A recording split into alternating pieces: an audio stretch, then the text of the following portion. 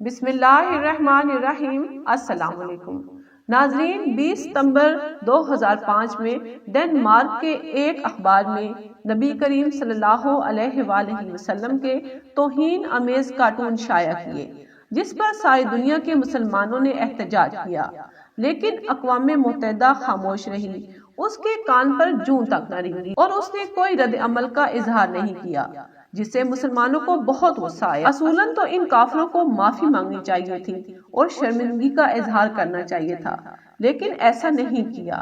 انہوں نے ایسا کرنے کی بجائے 2006 میں دوبارہ ملک کے 12 اخباروں میں توہین آمیز کارٹون شائع کیے۔ ناظرین، عامر چیمہ پاکستان کے شہر وزیر آباد سے تعلق رکھتے تھے، جو جرمنی میں ٹیکسٹائل مل کی تعلیم حاصل کرنے کے لیے گئے ہوئے تھے۔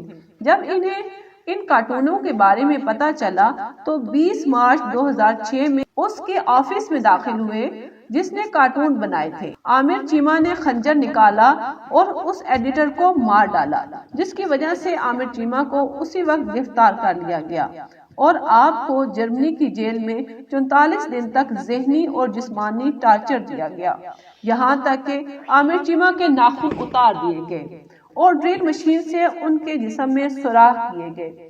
پھر بھی عامر چیمہ کی زبان پر اللہ اور نبی صلی اللہ علیہ وآلہ وسلم کا نام ہی تھا۔ آخرکار ان ظالم کافروں نے عامر چیمہ کی شارخ کاٹ دی اور آپ کو شہید کر دیا۔ جب آپ کی میت کو پاکستان لایا گیا تو ان کے جنازے میں لاتعداد لوگ تھے۔ یہ پاکستان ہی کی سرزمین ہے جس میں نبی کریم صلی اللہ علیہ وآلہ وسلم پر جان نچھاور کرنے والے پیدا ہوئے اور پیدا ہوتے رہیں گے۔ تو ناظرین، یہ تھی آج کی ویڈیو۔ امید ہے کہ آپ اسے ضرور لائک اور شیئر کریں گے اور چینل کو بھی سبسکرائب کریں گے۔ ڈھیر ساری دعاؤں کے ساتھ اللہ حافظ۔